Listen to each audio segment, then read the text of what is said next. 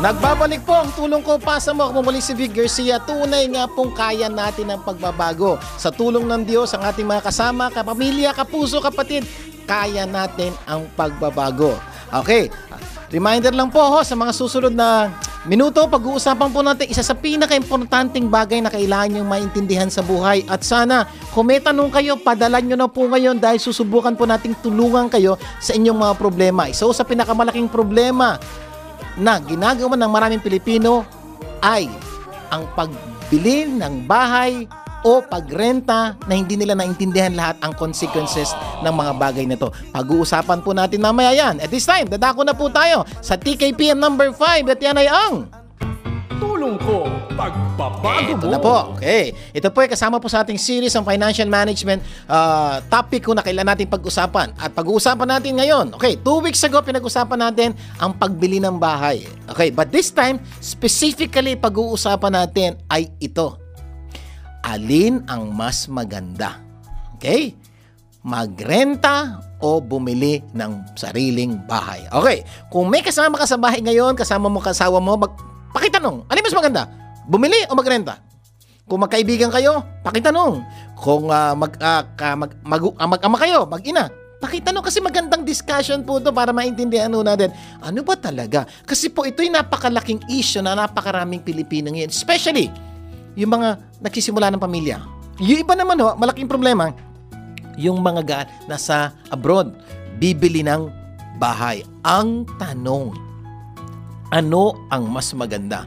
Magrenta o bumili? Sige po, bago tayo magpatuloy, kung may kasama ka sa bahay ngayon, pakitanong mo muna yung katabi mo kasi gusto ko pong makita yung kanyang pananaw. Okay, tapos pag-uusapan natin. Sige po, pakitanong. Mag-ayos sumagot ng asawa mo, sabihin mo, papatayin na natin ang radyo pag hindi tayo na sumagot. Joke lang po. So please, pakitanong po para maganda. Renta o bili? Okay. So, sa pinaka-importante kailangan natin maintindihan, renta ba o bibili? Okay. Ang sagot ko po dyan, alin na mas maganda, renta, bili? Ang sagot po ay, depende. Sure naman. Ano naman yung depende? Depende sa resulta ng inyong comparative analysis. Okay? So, napaka-importante po. Ano sa yung comparative analysis? Kailangan po i-analyze nyo. Which is better, bibili ba o mag-renta?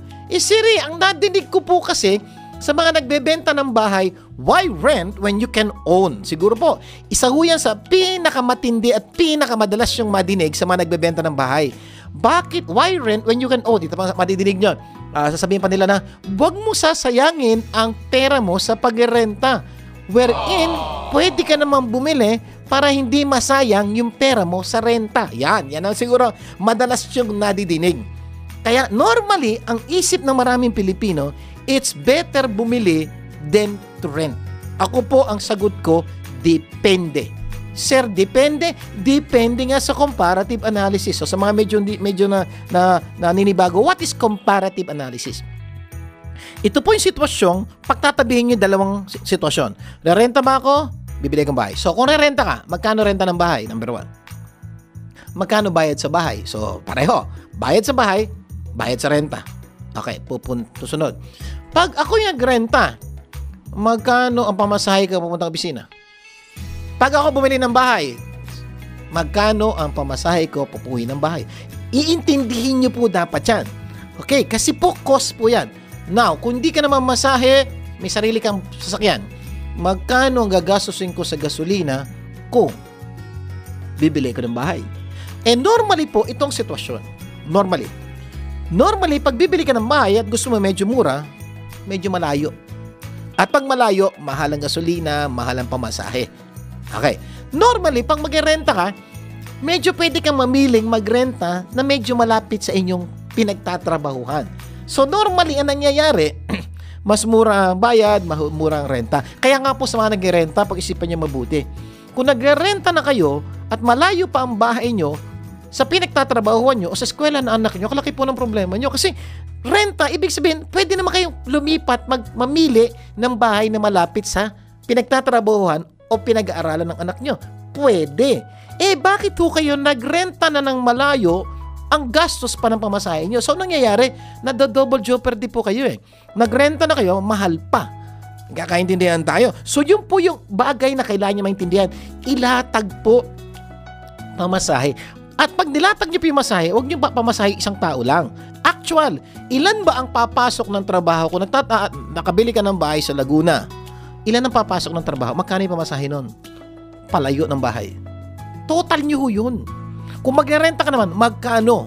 Sir, hindi ba nga, pag nagrenta ako, sinasayang ko yung pera ko. Hindi po totally totoo po yun. Bakit? Pag nagrerenta po kayo at mura po yung inyong pamasahe, total mo.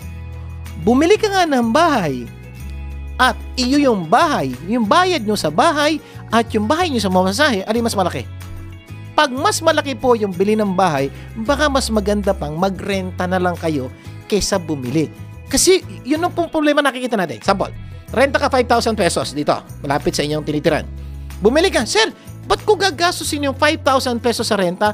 Pwede kang bumili ng bahay, monthly payment, 5,000 pesos lang. Isipin mo, sir, babayad ako renta, katapos ng 1 month, wala na yung 5,000 ko. Bibili ko ng bahay, 5,000 pesos. Sir, napambayad ko ng bahay yung 5,000 pesos. Tama, mali? In a way, tama, pero mali. Sir, bakit? Paano maling tama naman yan, sir? 5,000 binayad mo sa renta. 5,000 binayad mo sa bahay. Ang problema, magkano pamasahe mo? So, abutin ng pamasahe mo, 5,000 pesos din. Kung dalawa kayo bumabiyahe sa Laguna o sa Cavite. So, ang total gastos mo na sa bahay, 10,000. So, what happened? Ibig sabihin, today, ang gastos mo 10,000. Sa kabila, 5,000 lang. Isipin niyo mabuti. So, ibig sabihin, yung 5,000 din na bayad mo sa bahay mo, actually, hindi mo naman natitipid. Kasi, binabayad mo sa pamasahe mo o panggasolina mo. Kung nagkokotse ka, sa gasolina ng kotse mo o sa maintenance ng kotse or sa toll fee sa South and North Expressway or sa sira ng kotse mo or sa gasgas ng gulong ng kotse mo. Yun ang problema yan. Dami yung dapat intindihin. Eto ho, mas dagdag ko pang problema. Pag bumili kayo ng bahay at medyo malayo sa inyong pinagtatrabahuhan, gaano katagal ang oras sa ibabiyahe mo? Sipin niyo buti. Gaano karaming oras ang mawawala sa'yo? Gaano karaming oras ang mawawala sa pamilya mo dahil gabi ka na umuwi? Nililinaw ko lang po hindi ko masamang bumili ng bahay. Kaya lang, kumpara nyo muna. Huwag kayong padadala sa mga sinasabi ng ibang tao na, bumili ka kasi sayang. Hindi po totally nangyayari yun. Kung minsan po, hindi sayang yung renta mo. Kamukha po kami mag-asawa.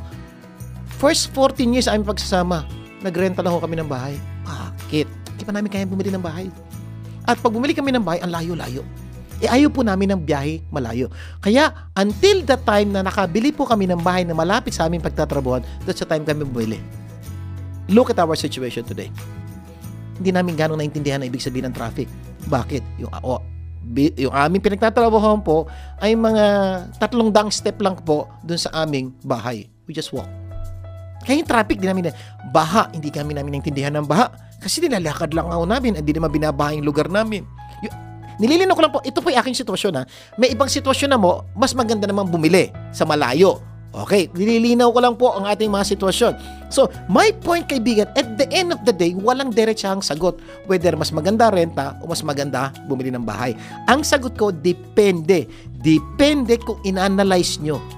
But the only problem is this, wag lang ho pera ang analyze nyo. Merong aksaya sa oras, aksaya sa biyahe. Isama nyo po yun. At pag pinagdikit nyo, parang lugi kayo. So you know what to do. So yun po yung isang bagay na kailangan nyo intindihin pag renta at pagbili ng bahay. Isa pa hong concern. Pag bumili ka ng bahay, iyon na yun. Pag nasira yun, kung kapagawa. Pag nagrenta ka, nasira, sinong kapagawa? Ay day may-ari. Another thing you need to realize po, ang dami pong bagay. Sir, hindi ba naman pangarap ng bawat Pilipino magkaroon ng sariling bahay? Okay po, wala po akong problema doon.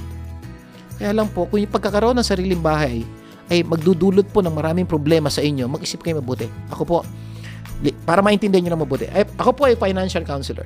Ang dami ko pong kina-counselan patungkol sa problema sa bahay o sa pera. Ang top 2 problems po na lumalapit sa akin every time may problema sa pera. Number 1, credit card problems, hindi sila makapagbayad ng credit card. Number 2, bumili ng bahay, hindi nila kayang bayaran. At this time, wala na silang pera. So, kaya po, paulit-ulit na sabihin, makinig kayo, magkamali kayo sa pagbili ng cellphone. That's a one-time mistake. magkamali kayo sa pagbili ng bahay, that will be 25 or 20-year mistake. Why? Babayaran mo yan buwan-buwan until yun ang isang bagay na kailangan nyo maintindihan. Kaya po, aking panalangin, mga kaibigan, pinaka-importante, bago kayo bumili ng bahay, which is a very big decision in life, you pray. Consult people na bumili ng bahay. Consult people na inaral to. So, ilahatag nyong mabuti. Kung kailangan nyo ng 1, 2, 3 linggo, 1, 2, 3 buwan, aralin. Please do this. Ito po hiling ko, lalo na po yung mga kababayan natin sa ibang bansa na talaga nagpapakahirap para iangat ang buhay nila. Kuminsan, isang maling biling bahay, ubos ang kanilang naipon. Uulitin ko, mga kaagapay, hindi masamang mangarap magkaroon ng sariling bahay. May tamang panahon. Hintayin po yun. At sa mga susunod na araw na ating pagsasama, bibigyan ko po kayo ng mga guidelines, anong dapat gawin. O kaya kung gusto nyo ngayon, magtanong na kayo kung meron kayong sitwasyon right now patungkol sa bahay, magtanong kayo. Para pagdating po mamaya sa ating counseling portion, susubukan po namin sagutin yung mga tanong nyo specifically patungkol sa bahay. Kasi po, ang alam ko po, bawat isa sa atin, iba-ibang sitwasyon. So, ilagay nyo po yung sitwasyon nyo doon, baka matulungan ko po kayo kung anong dapat nyo gawin o magabayan kayo kung anong dapat nyo gawin. Okay, napaka-importante po yung mga bagay natin. Isa pa hong concern na medyo pag-uusapan natin sa mga susunod na araw. Please, sa susunod na Sabado, pakinggan nyo po to. Alin na mas maganda? Bahay at lupa o kondo? Yan, medyo mga concern din po ng mga maraming tao yan. Good news, napapaliwanag po yan, napag-aaralan po natin niya. Kaya pwede kayong magtanong patungkol dito, bahay na may lupa o condominium. Isa pang problema natin, ng mga OFW, sa pagpili ng bahay dito sa Pilipinas, habang sila'y nasa abroad, kung may tanong po kayo patungkol dito, please, tanong nyo po, dahil gusto po namin kayong tulungan, kasi po ang pangarap po natin, itulungan po lahat ng Pilipino gumanda ang buhay. Ang problema, kuminsan pag nagkamali kayo, especially sa pagbili ng bahay, ang laki po ng problema. Okay, so yun po ang hinihiling ko po sa inyo. Gusto lang paalala po muli, ito po ang inyong kaagapay, Vic Garcia. Kung nakatulong po sa inyo ang katuroang binigay ko po sa inyo sa ating tulong ko pagbabago mo portion, ito hiling ko po, huwag nyo pong hayaang huminto sa inyo ang tulong. Ipasa nyo sa iba. Ibig sabihin mo, i-share nyo po yung natutunan nyo. May video po kami nito, i-share nyo po yung video. At hikayatin nyo po ang inyong mga kaibigan, kamag-anak, kapuso na makinig ulit. Lalo na po ngayon sa ating bahay serye, kondo serye, pag-uusapan po natin. Laging tandaan, tulong ko, pasa mo. At para ihanda kayo sa susunod na portion ng ating programa, paulit-ulit natin pakinggan uli ang kanta ni Jassy Velasquez, We Can Make a Difference.